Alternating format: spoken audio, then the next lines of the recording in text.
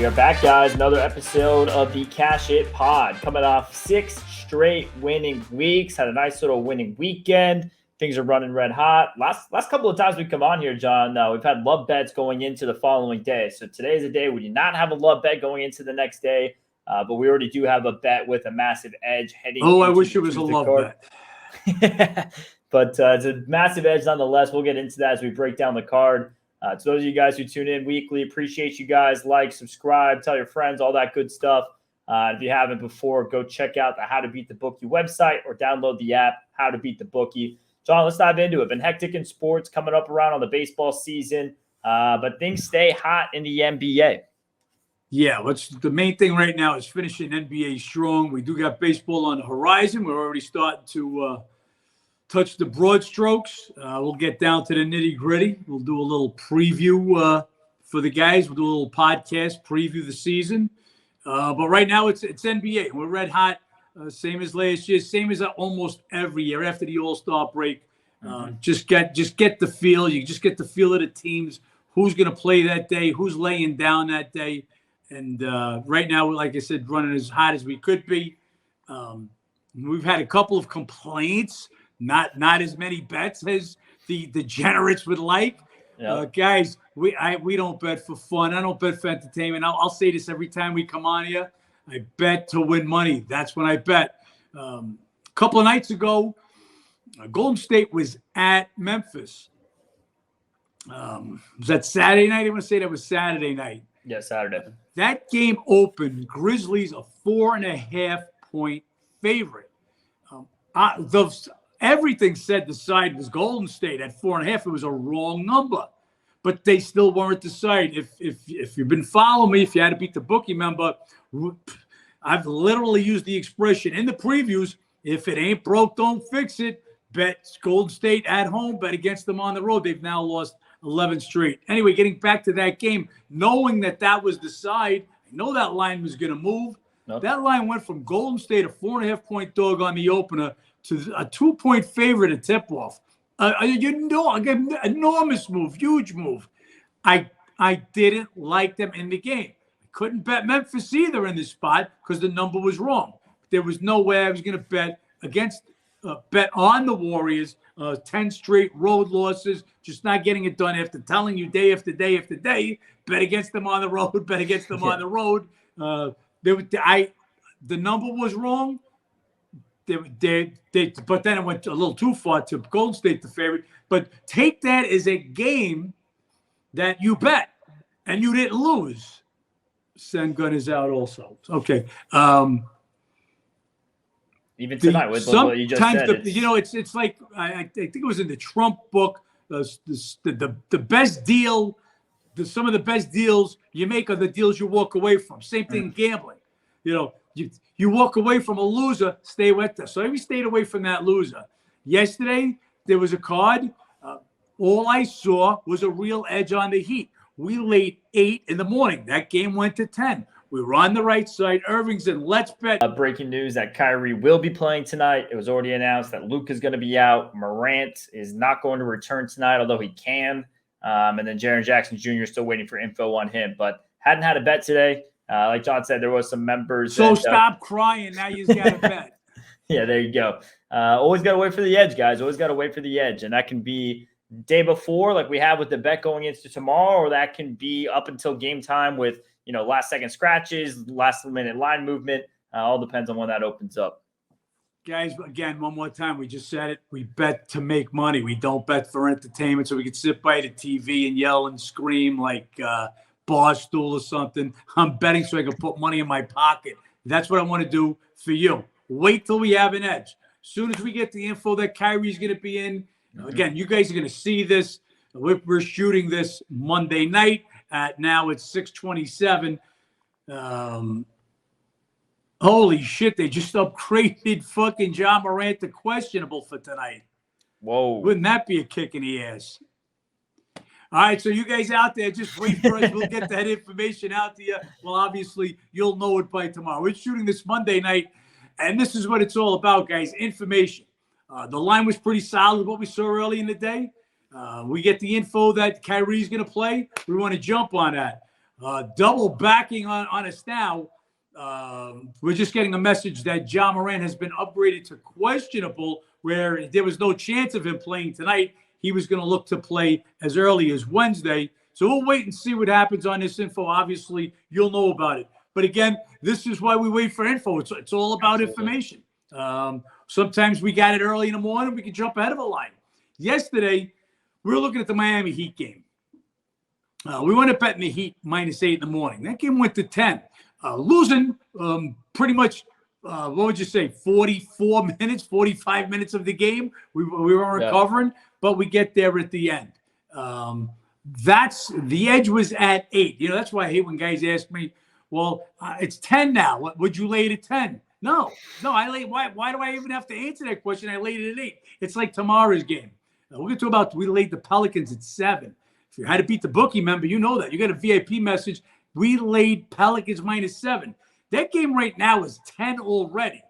We weren't aware of all of the guys that Pop is going to sit tomorrow. When we get there, we'll talk about it. If I knew about that, it would have been a love bet instead of just a like bet. Just stick with the process.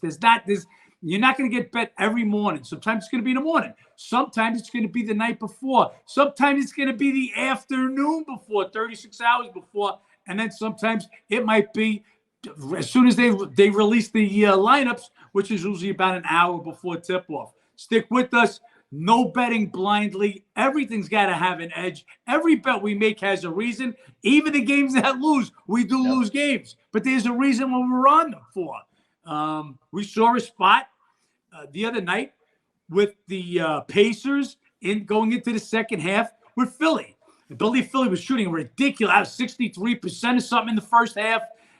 They had a game the next day, just didn't see, or the day before. Harden was sitting out. Okay, beautiful. Morant is out. A little sweat there. Don't want Morant coming against us. So Morant is out. Don't even know why they threw that up there. But anyway, it's betting with an edge. For the guys, you want 5 or 8 bets a day. I'm not the guy for you. I don't pretend to be a college guy. We actually threw something up on the story for you guys that follow UFC. My guy Cheddar, he's a knowledgeable guy. Follow him. I don't pretend to know UFC. I stay in my lane. My lane is NBA, Major League Baseball, which is coming down the pipe, which, like I said, we're going to do a show on it in the next couple of days, and NFL. I stay where I've got an edge. So we had an edge. We just caught the information. Would have got taken away if Morant was in, but he's not. Yeah. He's out. You guys will know the result by the time you watch this. Let's get back to where we were at, Ben. Yeah, let's just sit on that for a little bit with the Ja Morant situation in specific. I mean, from what I saw last week was, he could return the 20th, he could return the 20th, return the 20th. He knew he had the 8-game suspension, and then news comes out yesterday he's not going to be playing today. It's just kind of, weird situation. I guess might be more of a conditioning thing than anything as far as not rushing him back, which fair exactly enough. What Don Best posted now, out for conditioning. So after another little break, because we got the message again, this is what the time it comes in, guys. So again, we're filming the podcast at 6:30 on Monday night. So news, info breaking as we're going through it. First got the info. Irving was going to be in for Dallas. That's when you guys got a like bet. If you had to beat the bookie VIP member, Dallas +5. Next is the confirmation that Gobert. Look, we really knew Gobert. Again, if you're out to beat the bookie member, read the previews. I said this morning, once again, Gobert and Reed are being listed as questionable. Basically, we know they're going to play. Just want that verification. I also put in parentheses, Gobert hasn't missed a game in nearly a month. Not expecting him to miss now. Just these new injury NBA rules. They throw the guys up there questionable. Got that confirmation. We know Edwards is out. Let the Knicks win by double digits. I'll take the shot in this spot with Minnie. Knicks have been playing great basketball. Big win for them the other night. Actually, the other afternoon against Denver. Minnie, they're battling. They're in a 3-way tie for those last 2 play-in spots. They need W's. Every game is crucial. So I think they'll come with a game. Ben believes this to be a low-scoring game. That's another plus when you got Gobert in there. Looks like he's as the season's gone on, he's meaning more and more to the team, finding his fit in there. He's got his point guard back now, Conley from Utah. So they were really finding some footing before that Edwards injury. But even with him down, to go to New York, they've won 3 of their last 4 trips there. They got a little home revenge where the Knicks went out there and mini early in the season and beat them by double digits. So a good spot for me. Again, we had nothing till 6 p.m. tonight, and then the last 15 minutes, we got Mavs, we got T-Wolves, 2 dogs. So let's try to get them home. But again, this is what it's all about. We don't give you a bet first thing in the morning and then go about our business and go golfing or on a boat or whatever it might be. We're here, we're working, and we're getting that information. If I take a break in the afternoon, Ben is manning the phones. He's in front of the computers. He's waiting for every edge, any edge we can get to send out that bet. So 2 bets for us tonight. You guys will already know the results. Yep. So you'll either be like, when I'm talking now, like, shut the fuck up, we lost those 2 games, or John, you're the best. We'll see what happens tomorrow. Yeah, hopefully it's the latter there. Things stay hot, and we'll see. I mean, last week, what was it? The 2 losing days last week were Monday, Tuesday, and then 5 straight winning days and close out the week, and that's been now 6 straight winning weeks. So things have been hot. Can't win every day. Hopefully we start off the week on the right foot, though. And again, guys, if you're an IG follower of mine, really, we're picking on DraftKings. But if you have, and if you're not a follower and you have a DraftKings account, you got to become a follower. I mean, literally, yeah. Today, as soon as you see this, get a DraftKings account. If you're in one of the 20 some odd states that DraftKings is in, you have to have a DraftKings account. It is literally taking money. Again, we're not going to win every single bet, but we're gonna beat the piss out of DraftKings. We did it again today. We'll talk about that game short. We laid the Pelicans -7 this afternoon. Okay, that game was there for another hour till they moved it, and this game at 6:45 right now is at 10 at DraftKings. This is what we're doing. Their lines are weak. Again, I didn't know about all the injuries had. I didn't expect it to move this much, or it would have been another love bet. I think we're 6-1, Ben, on our last 7 love bets. Yep, 6-1, and there'll be more to come. And like you said, with the injury break there going our way, I mean, obviously at this time of year, teams like the Pelicans or Minnesota, even with Gobert playing tonight, they're going to be a lot less to have those last-minute scratches or just pull with San Antonio as completely resting everyone because they absolutely need wins. But, I mean, throughout the NBA season, it becomes more common where sometimes we do have that initial edge on a bet. Say that -7 moves 2, 3, 4 points. And then like almost tonight with Morant almost played or was upgraded to questionable for a few moments. Could be something like that. So injury breaks do sometimes go against us, but more often than not, we're ahead of the number, and those injury breaks cut our way. And that's a part of the injury breaks going our way. It's not all luck. There's some, educated guessing going in there. There's some reading through what do you like to say, John? Reading the tea leaves, just going through and trying to find those stories within the stories, see why certain players might be sitting out certain nights and so on. Just look, San Antonio, they've been keeping with a pattern. They're holding a couple of guys out in this game, playing them, holding another couple of guys out in that game. Pop now after a 20-something point comeback Sunday against the Hawks after blowing a 28 or 29-point lead to the Grizzlies their game before. He'll sit some guys today.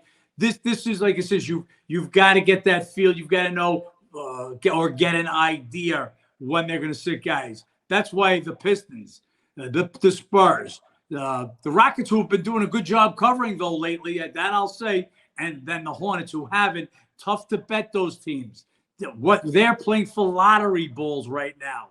They're not going to be in the playoffs or the play-in, and more teams will come in the coming days. Orlando Magic looks like a team that's teetering. They just had a decent road trip. Covered, I believe, 3 of the 4 on the road trip. But they're in a tough spot. I guess we'll talk right about it now. That's the top game tomorrow. Wizards in Orlando.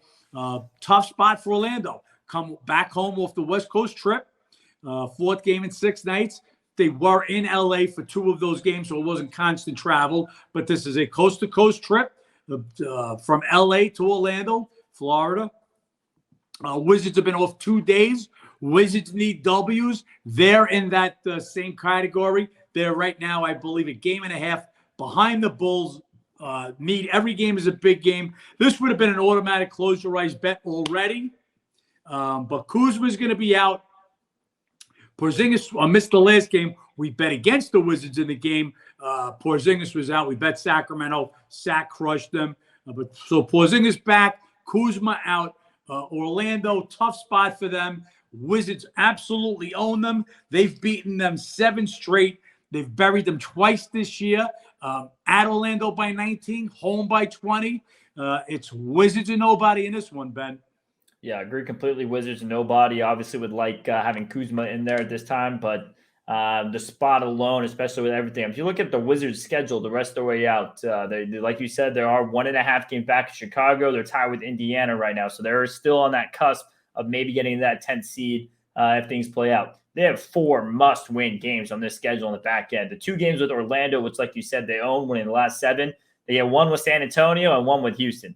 If they can't win those 4 games, they're not going to make it into the 10th seed. And that's not considering they're going to have to steal another game down the stretch of the season. They have some tough games still. They have 2 of the top teams in the NBA. They have a game with Denver. They have a game with Boston. It's not going to be easy for them to get in. So starting with this game at Orlando, it's 100% a spot they have to get the win if they want to make the playoffs.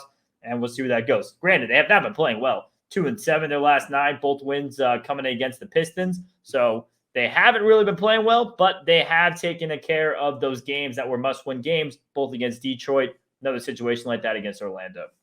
And they'll have to get it done tomorrow. And 2 wins over Detroit out of the last 9 is not much for your resume. Detroit actually happens to be the next game on the board. Detroit going to Atlanta.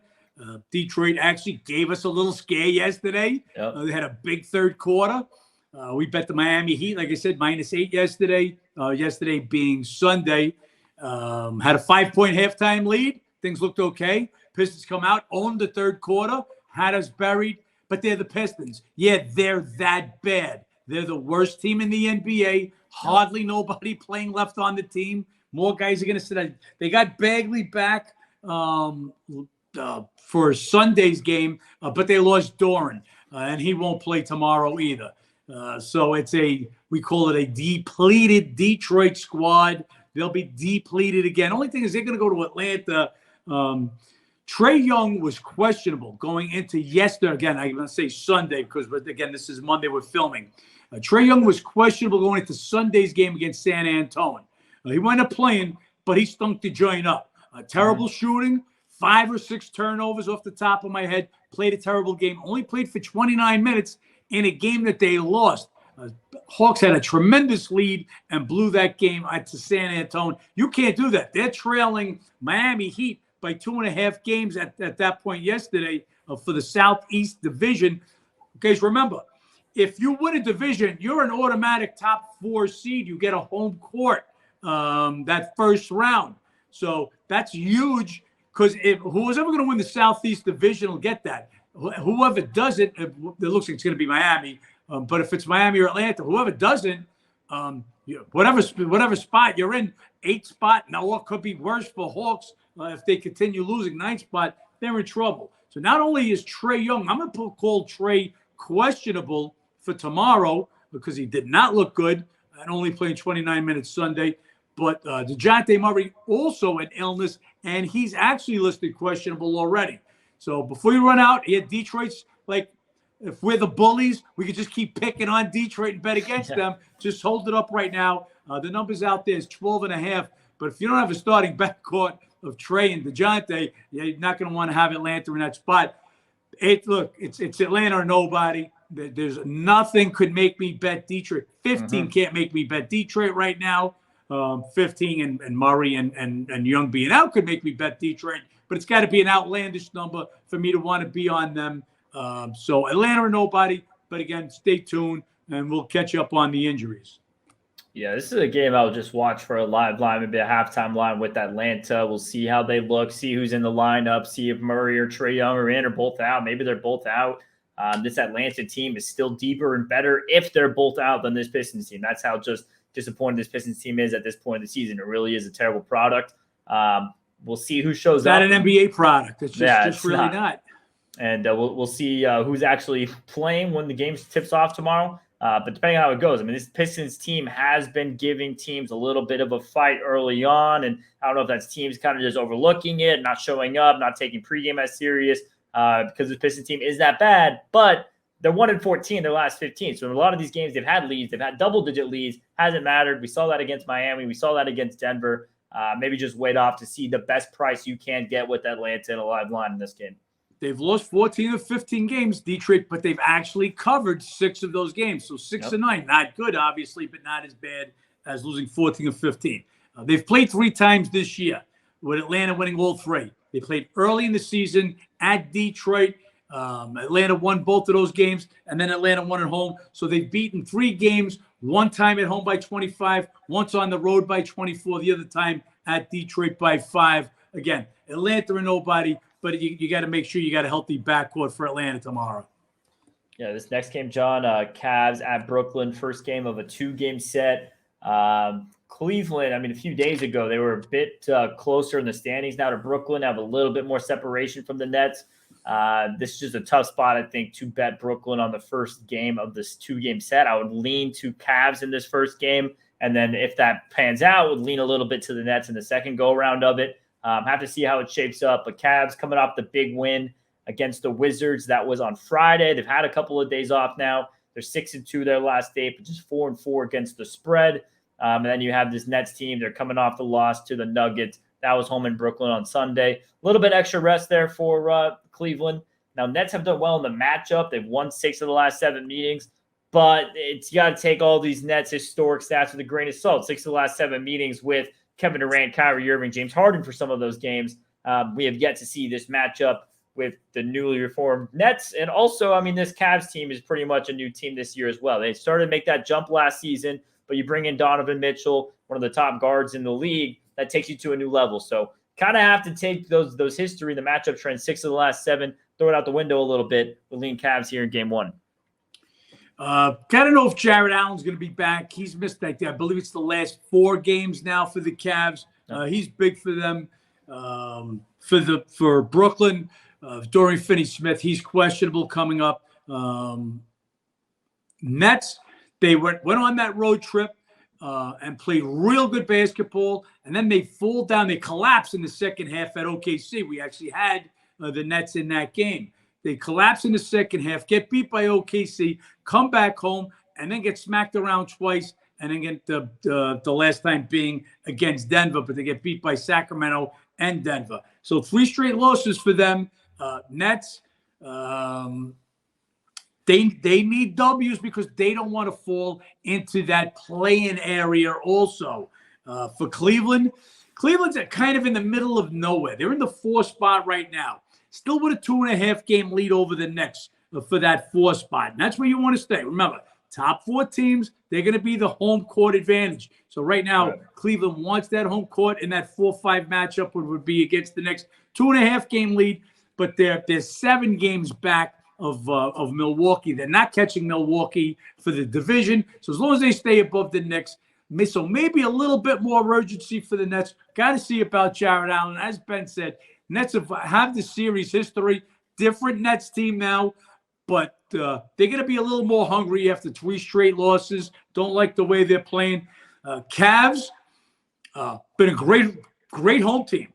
Not so much on the road. Cavs on the road, 16-20 straight up. Do we get a 16-20 straight up and not even as good? I'll give you this in 1 sec. On the road, they are, what do we got here? I got them at 15, 19, and 2. Yep, 15, 19, and 2 sounds right. So not a great road team. They've had the advantage, though, of being off for the last 3 days. Let's see if Jared Allen's in. This game right now sitting tonight at 2.5. If I knew Jared Allen was out, if I could get 3 on this game, I would be on the Nets. We'll have to see what this looks like tomorrow. Yeah, Jared Allen is huge. I mean, defensively, Cavs leading the NBA all season long as far as points allowed. He's a big part of that. Nets on this little 3-game trip, they're not or 3 games they've lost in a row. They're not scoring. So It's definitely not a team you want to face with that. We'll see what shapes up if Allen's in, if Allen's not. Next game, John, Spurs Pelicans. This is the one we crushed the number on it. I'll let you give it a bit more. I know we kind of talked about getting a nice little break with these injuries already, but this is another one of the situations of a team who needs wins and that kind of caught in the play-in spot versus a team who's just out of it playing for the lottery. Okay, so again, we talk about my ratings a lot, guys. And if you're a How to Beat the Bookie member, just as we're talking, go over to my page. I'll give you a second and go to the ratings. So we have San Antonio Spurs with McDermott and Sochan, the starting power forward, out, because we rate the teams if it says injured. We rate the teams if the player's injured without them being in the game. So I've got them rated 22.2 on the road. San Antonio 22.2 on the road, with New Orleans, obviously Zion's still out. They're at 33.0 at home. So without the new injuries, I'm already at a 10.8. In other words, Pelicans are 10.8 points better than Spurs at home than the Spurs are on the road. So throw on top of that Vassell, the shooting guard, Collins, the starting center, and Ty Jones, who is the point guard. Pretty much the starting point guard is doubtful, but Vassell and Collins already ruled out. This game is at least 12. Wouldn't be shocked if it gets there by tomorrow morning. So, yes, I didn't know that when we laid the 7. By the time it jumped up to 9 is when we knew it. So we'd already had our like bet in it at 7. If I knew those injuries, again, guys, this is why information, I don't care what business, what you're doing, information is power. If you have information, that's what you have to go, whether it's the stock market, anything. And gambling is so related to the stock market. When you see numbers going up, so here's your stock. So we laid Spurs -7, and as the good information comes in other words, sales look good for this. Oh, let's get on the Pelicans. So it's all about the injuries. Pop's not showing up tomorrow. That's telling me, yeah, but I'm serious. You've got, look, Keldon Johnson. If all these guys are out, Keldon Johnson's the only starter. San Antonio's not a powerhouse to start with. And Keldon Johnson will be their only regular in the lineup tomorrow. They'll go to Team New Orleans, who absolutely every game is critical. They've won all 3 meetings this year. And they won the play-in game last year, knocking the Spurs out of the playoffs last year. So their last 4 games, they've won each of them by 9 points or more. I would expect more of the same tomorrow. It was all over the Pelicans, and that was before the injuries. This should be a double-digit victory for New Orleans tomorrow, a team that needs it against a team that's showing up with their scrubs. Yeah, Spurs been playing a bit better, 2-2, 3-1 against the spread their last 4. With that, though, 2 of those losses were in overtime, so should have been 4-0 against the spread. Really bad beat there against Dallas. Playing tight, playing well, but like you said, they're not showing up. They're going to be resting guys, and just kind of what's coming down to them. They're going to be an interesting team to watch for that reason the rest of the season, because the way the NBA lottery works, the way they restructured it a few years ago, trying to make it, take away the tanking, make it less dominant to that worst team.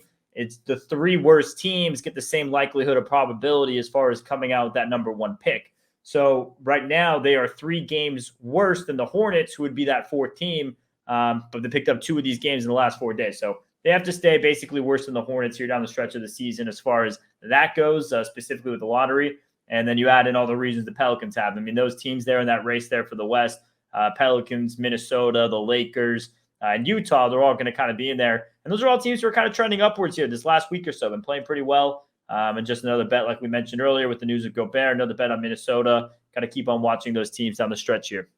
Yeah, it's real simple. Give everybody that doesn't make the playoffs the same amount, and you'll stop this whole tanking nonsense. I mean, look, what they're doing is actually robbing the public. Yeah. Imagine spending this kind of money to take your kids to see maybe their favorite players, and you get there and they're not playing. So, look, this could happen to playoff teams when they want to rest their guys because you get closer to the playoffs. But you're going to go support a team like the Spurs or the Pistons or the Hornets, whoever your favorite player might be on that team, and they're just sitting for just a tank. It's horrible. If you don't make the playoffs, everybody's got the same amount. You get one ball. Everybody gets one ball. Okay, that's it. One ball. You didn't make the playoffs. The teams that didn't make the playoff, obviously, you just go in reverse order of record, and that's it. No complicated things here. The NBA they're doing everybody a disservice that goes to the games for a bunch of teams that aren't going to make the playoffs and are literally tanking, trying to lose games to get this number one pick. So yeah, I think it's horrible, but we'll take advantage of it. As a bettor, I'll take advantage of whatever your rules are. We'll find a way. New baseball rules, we're going to find a way to take advantage of them. Yeah, I mean, to play devil's advocate a little bit on the NBA's behalf, I agree with you. It's not good as far as tanking goes, but there are instances where, as far as the product for fan bases, like you look at the Sixers, right? I mean, they had that 5-6 year stretch, like the post Andre Iguodala era, till once they got Embiid and Harris and Jimmy Butler. Obviously, Ben Simmons would have worked. There was that 4 or 5 year gap, just lottery. Miserable for the fan base, but now they have something that's been good for them the last 7-8 years. So Boston, similar situation. I get that part. But so let's just say you're a kid growing up in Philly between 12 and 17. Your team sucked for those 5 years. Is that how you build a fan base? And it's just wrong. Look, that's just wrong. Like creating these super teams. LeBron telling all his boys, hey, we're all going to play here this year. What the hell kind of shit is that? It's just that I'm a traditionalist. I'm an old school guy, and that's just how I feel. To be the worst at something and getting rewarded, I just don't like it. So, we're the worst team, or we get the new generational player, the number one pick, the new unicorn. No, I don't like it. I'd rather give it the first team out of the playoffs. Maybe that's a better idea. The first team out of the playoffs go in that order. So the worst team gets whatever that might be, the 8th pick or the 9th pick. You just can't reward bad behavior. I'm just a believer in that in life. It's like if your kid says, don't touch the cookies, and he takes the cookie anyway. What do you do? You give him another one? Yeah, you go ahead, have another one. So I just don't go with it. Don't see being rewarded for bad behavior. And right now, that's what the Pistons are going to get. They're going to get the most bulls. So maybe Karma will take care of that, and they won't get a pick anyway. But and enough is said about that. That's what's going on. We'll take advantage of it. Spurs will try to lose as many games as possible. They're going to try to lose tomorrow. Pelicans will try to win. I was laying 7, regardless.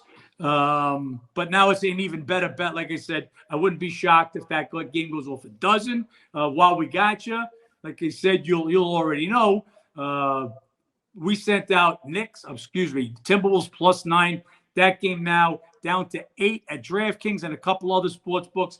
And the highest you can find is 8.5. And again, guys, that's when there's an edge. That's when we make a bet. It's all about finding that edge. Next game here, John, Celtics and Kings. I mean, going to the lottery talk, a little bridge here. This is the Kings. They were in that lottery talk for 15 years. They're finally busting out. They're here in the top of the West, even kind of threatening a little bit of a run here at Denver. Now just 4 games back from the Nuggets, playing great basketball. Obviously, they're going to be on a back-to-back from tonight's game, so we'll have to see what goes on there. Really a bad spot for them coming off the East Coast trip. First game back home, you get Boston. And it's not the best spot for the Celtics either. Their 6th and final game of a long trip here. Coming off a loss at Utah. They're 4-2, 3-3 against the spread. 2 teams here, 2 seeds in their respective conferences. Really interesting matchup all around. Hard to give you too much without knowing what happens with the Kings tonight. Slightest of leans for me, though, without knowing with Boston. Just a really tough turnaround there for Sacramento. You do have a revenge factor there for the Kings. They have lost the last 3 all by blowouts to Boston. Just Celtics seem to have their number. I don't see a reason to go against them in this spot. Yeah, no. Here's a game that we really can't give you an informed opinion until we see what type of game Sac has today. Now, they can have an easy game tonight. Utah is going to be without they've been without Sexton, but they'll be without Clarkson and Markkanen again tonight. But Utah's got they play Sac tough.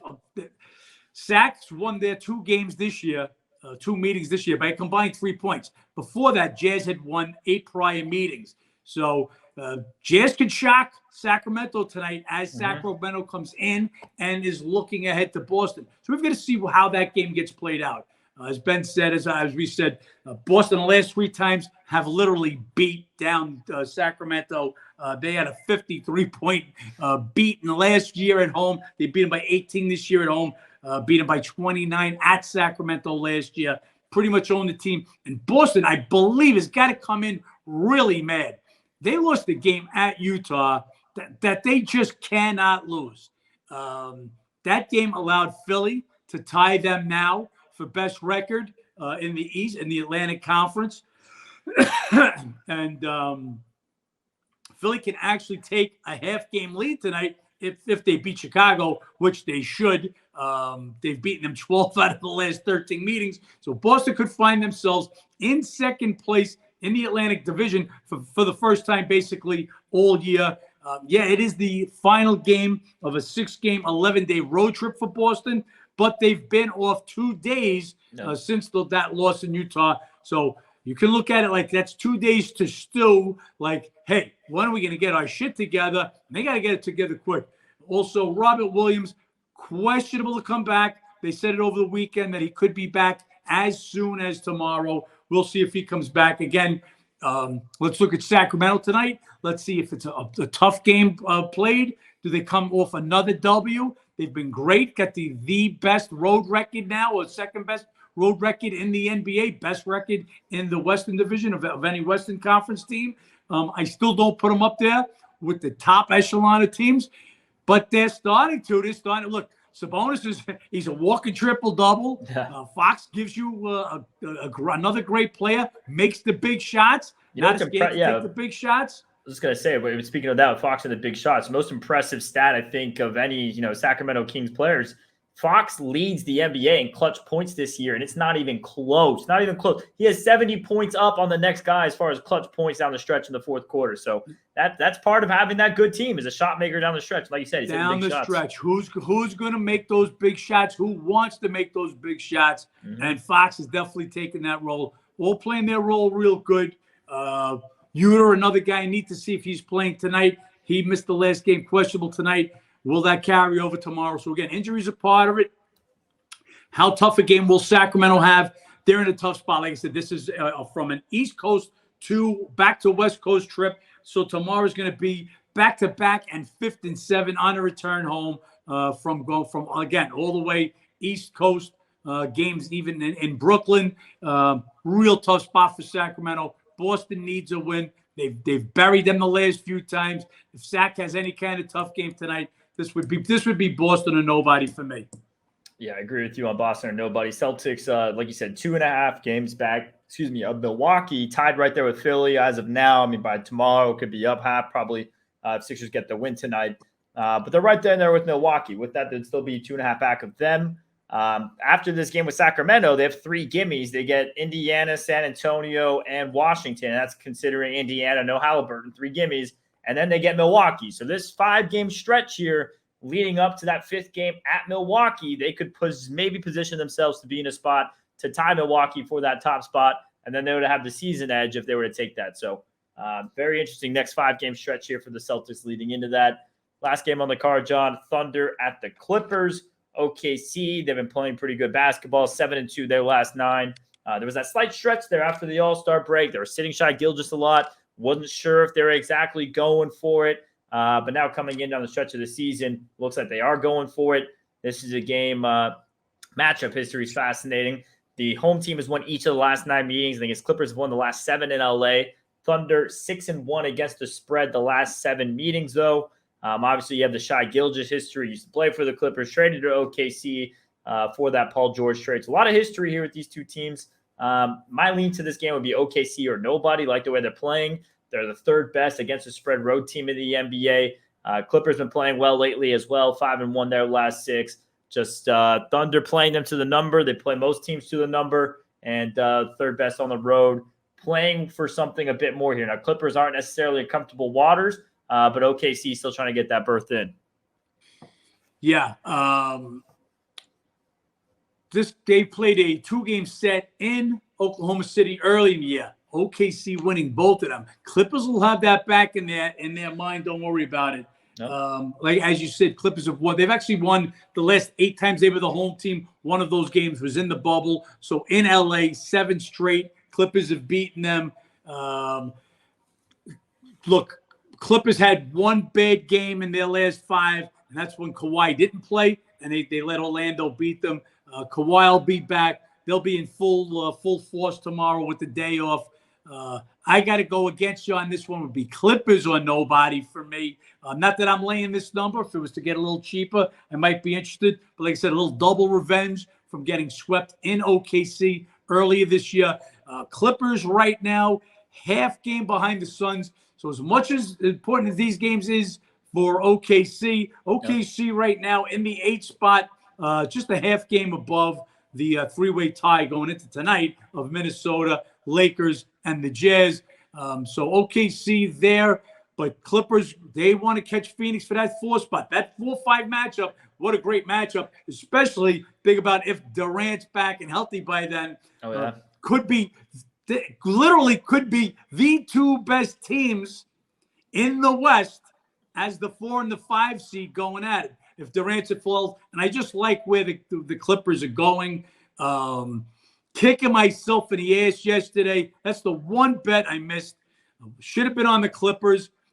They sat Kawhi Leonard on Saturday against Orlando, and I just felt that they were setting it up to sit Paul George on Sunday against Portland, which didn't materialize, and they beat them for fun. So that's a game we missed by being too sharp, trying to anticipate the next move. By the time the word got out, the number was already up to 4.5. But getting back to it, I like where the Clippers are going. OKC playing great basketball right now. Again, just gives me the lean, that double revenge, and I know the Clippers want to get that 4th seed when they're fully healthy. I'd be worried about the Clippers in the West. Like I said, Denver, yeah, they had a good game against Brooklyn, but they had a bad letdown game against the Knicks. They were down on Saturday. They come back to take the halftime lead, only to let the Knicks beat them. You thought once they took the lead, they'd finish them out. Denver's in a bad spot right now. Yep. They ain't doing nothing but beating teams that are banged up. They beat the Nets. They beat the Pistons, who were garbage. We had them that night. We told you, lay 11.5. That game went off 15. But that was more betting against Detroit than betting on Denver. So, like I said, KD comes back. That 4-5 series could be a hell of a series, and both teams are going to want that home court. Clippers will play to win. Again, I got no interest in laying 6.5 on the Clippers. My lean would be that way. Guys, we're always going to tell you what our lean is. That doesn't mean it's a bet for us. A bet is when we bet it and we send it out. A bet is we told you bet the Timberwolves +9 as we were doing our recording here today. And right now, 7:15 before the game tips off, it is now down to 8. We bet with an edge. That's what it's all about, guys. Betting with an edge. That's it for the Tuesday card. 6-game card. We'll see right now only 1 bet set out to members. Could have more tonight depending on how things play out. We'll get 2 bets sent out to members tonight. Oh, for tomorrow you're talking Or tomorrow, about. Yeah. For the Tuesday card, only 1 bet sent out so far. We'll see if that goes up or down by the morning, by the time you guys sees this. John, I don't know if there's anything else you want to touch on NBA. Otherwise, we can do a little bit of a touch on the baseball season as it's around the corner. We'll do a larger dive in on the MLB guys next week prior to the season, which starts the 30th. Well, we'll talk a little bit about this baseball classic going on right now. A lot of pros and cons. But when you're losing players like Diaz and Altuve, yep. You're only going to lose stars. It's only the best players in the world there. So if you lose somebody, it's a star. And unfortunately, got a couple of guys going down.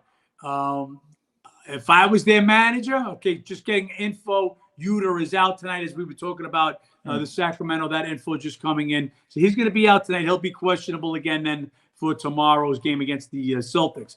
But getting back to the baseball classic, like I said, if I'm the manager, I'm the owners, I'm frowning on this. The Mets have, if he's not the best closers, he's one of the best closers in baseball. Altuve, one of the best second basemen in baseball. Tough to lose those guys. Start your seasons without them. So yeah, not crazy about it. I know it's great for the world. But hey, if I'm paying you millions of dollars, man, I think they all got clauses in their contracts like they can't go to ride a rodeo bull, for fear of getting hurt. So I don't know. I just it's tough to see. I get it. I get the excitement around it. Having all the best players in the world on the stage. So it's great that way. But yeah, tough breaks for some teams. Definitely some tough breaks. I do think it's good for baseball, though. I know some specific teams, obviously, Mets, Astros having those injuries directly, dealt with them. You don't want that. You never want that. At least they were baseball-related injuries. But nonetheless, like you look at the NBA, for example, right? In the 90s when they started to play in the Olympics, and then that just kind of shot off globally. And obviously the World Baseball Classic is not on the same level as the Olympics, not necessarily saying that, but it is getting 7 times the amount of viewership as the World Series gets. So as far as from the owner's perspective and, making money, and they're doing all this to try to speed up the game and make an offense more, important and just trying to grow the growth of it. I think this is one of the things that could be beneficial. So from that aspect, growing the game of baseball, putting more money in the pockets of the owners of the MLB, which is the end of the game for all of this, I think it's good.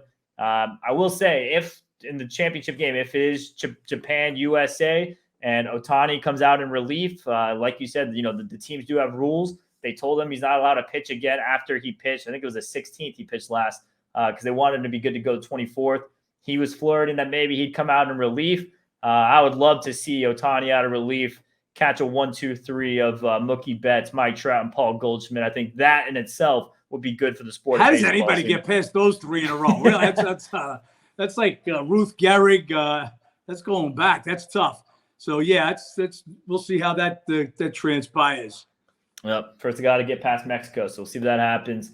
As far as baseball, those guys. We talked about it last podcast, but dogs, and more dogs. It's going to be a long season of betting the underdogs, getting the value, just like in NBA, we get value beating the line. MLB, it's all about that underdog prices. So hopefully you guys buckle up and get ready for that. And guys, we're going to do a baseball podcast just by itself. We're going to really try to explain what is value? Value. We're not going to win every game. I actually put that in the chat on our app the other day, just saying, one of our members came in and says, "Oh, Miami Heat again. We just lost with them. Why are we riding with them again?" We're riding with them because of that loss, because they looked so ugly. They were undervalued against a terrible, the worst team in the NBA, the Detroit Pistons. Mm-hmm. It's not what I say. I can like whoever I want to like. But if I lay 8 and the game goes to 10, that means other sharp guys are on it. That's where the value comes in. Baseball, a little different. I don't bet the runs. We're betting the money price only, money line, the pitchers line. We bet listed pitchers and money line every day. So we'll keep telling you about that. It's actually posted on the preview page, money line with listed pitchers. We're betting the pitchers where there's value. I might think, wow, this team really looks like they're going to win. But the price on the game is $1.50. And if I can take $1.70, that's value. That extra 20 cents on every dollar. And that's what we hope to make at the end of the year. One more time. Well, not one more time. We're going to say it a lot of times. Yeah. We're not going to hit 50%, guys.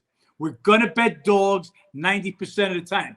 If somehow we hit 50%, get your bankroll ready for a new house, new car, because that's the kind of money you're going to win by betting dogs. There's no value betting favorite after favorite after favorite. And you certainly don't need me to pay $39 a week, which is the cheapest you're going to see any real handicapper get paid, to tell you to bet the biggest favorites on the board every single day, or the best pitchers every single day. We'll go against the better players. We'll go against the better pitchers in the right spots. And again, we'll talk about spots and value more as we get into it. But that's what the baseball season's about. Especially if we get a bad team that starts to run good on a good streak, yep. See their bats are alive, give them a chance. It's like when heavyweights fight, you say he's got He's got a puncher's chance at a knockout. So you take a bad team, excuse me, and they've put 5, 6, 7 runs up on the board in four games in a row. Hey, they got a chance to get to they're plus $1.80. We're going to take them in a shot like that. Or a big name pitcher. All of a sudden, last couple outings, little shaky. Hey, we see a little kink in the armor. We'll take advantage if it's an overlay. What most, and I'm sorry, going to call you, maybe this fits for you, suckers do, is say, well, the Dodgers can't lose to the Pirates again, or Cole can't get hit again. Yes, he can. Yes, the Dodgers can. We talked about it last year. Pittsburgh Pirates went into L.A., swept the Dodgers 3 games. So if you were one of those guys saying, I'll double up. I mean, if they beat him, I'll double up. And then on the second game saying, well, if they win this one, I'll even triple. Well, you would have lost like 10 units doubling up on 240s and 280s. That's not the way to bet. Okay, the way to bet, nice and easy. Get your value, your dogs at the right price, not just blanket all dogs. And again, we'll mix in some favorites, but they're not going to be $1.50 favorites. You might see us bet a favorite that's $1.20. If I bet a favorite that's $1.20, you could be sure I think that favorite should be at least $1.40. So again, just like basketball, but instead of with the points, it's with the money. If I'm going to put up $1, okay, if I think the line should be $1.50, and I could put up $1 to make $1.70, I'm going to take that. And yeah, we're going to lose a lot of those games and a lot of heartbreakers because the favorite's supposed to win. But we're going to win more than our share, just enough to show a profit, Ben. Yep, and for all those of you guys who are wanting more bets, only 2, 1, maybe 3, 4 bets right now of the NBA. Just wait. What is it? 10 days, and there are going to be a lot of bets. NBA, MLB, might be some days 6, 7, 8, 9 bets between the two down the stretch of the NBA season up until playoffs. So a lot to come here in the next couple of weeks. Going to be a lot more to cover on this podcast with another sport coming around. So get ready for that. As always, appreciate you guys tuning in. Make sure you guys share. Follow the social accounts, Cash It Pod, How to Beat the Bookie on Instagram. Go follow that. Follow it on TikTok. And if you guys go on the Instagram, join the Bet with an Edge channel on the How to Beat the Bookie page. Sending out some messages there, sending out some bets there sometimes. So make sure you guys join that to get exclusive promos and free bets. Other than that, John, you got anything else to add? That's it. Look, again, we talked about it yesterday. Sunday we only had one bet, the Miami Heat. Yep. Before we started shooting the podcast, which I guess we started around 6:15 or so Monday evening, we didn't have a bet yet. During the podcast, we had 2. When baseball comes, you got guys out there. They charge separate for baseball if you want this. We do 3 sports. We do NBA, Major League Baseball, NFL. When 2 sports are going on concurrently, you get all the bets. I don't charge separate. Whatever we bet, whatever I bet that day is what you get. So when you get baseball and NBA running at the same time, you can be sure there's going to be a lot of bets. We're normally a little more there's normally more plays in baseball. But don't pin me down. How many bets a day? I don't know. It's what the line. I've had as many as 7, 8 bets on this particular day. Love Sundays. I love Sundays for the dogs. It's been a dog day forever on Sundays. You catch a lot of guys sitting out on Sundays. Players, it's usually a rest day. It's a getaway day. It's always a good spot on Sundays. And you'll see there's be a lot of bets. Again, guys, follow. If you like what we do in the NBA, and I hope you do, stick with us. We'll do this right through the playoffs, right through baseball. Again, patient. Don't have to have 4 or 5 bets every. If you're looking for that, you're in the wrong spot. That's all I can tell you. There's plenty of guys that'll sell you a package for a few hundred a week and give you a bunch of losers, or you can follow a guy that's continuously every day beating the number, telling you a day and a half before what numbers are going to move. You can get a pro like me, or you can get some guy throwing darts. Choice is yours. And go get a pro, guys. Sign up on the How to Beat the Bookie website. Download the app. John, let's make some money. Let's make some money.